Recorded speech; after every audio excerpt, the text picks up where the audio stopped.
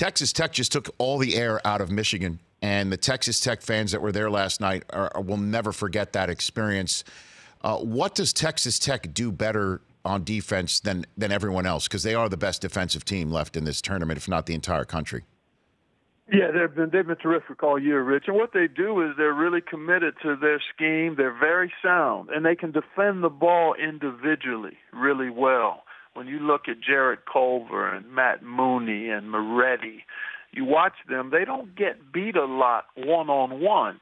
And when they do guard the ball one-on-one, the other guys are in their gaps and really, really tied together well. And then you've got shot blocking presence with Tariq Owens, one of the very best shot blockers in the country. You've got physicality with Odiase. So you've got all of the elements and then a great commitment to it schematically from all of the players. And obviously you've got to give the coaching staff great credit, but they don't get beat.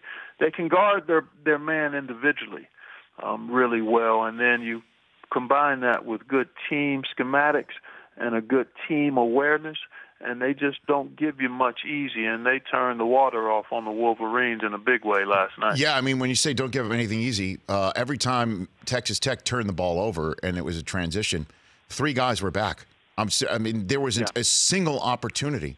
It was mauling. It was an absolute mauling.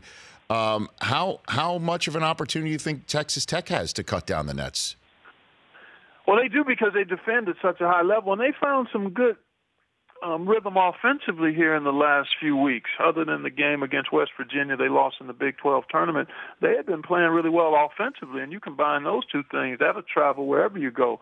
Gonzaga showed an awful lot at the defensive end last night and have shown it all season.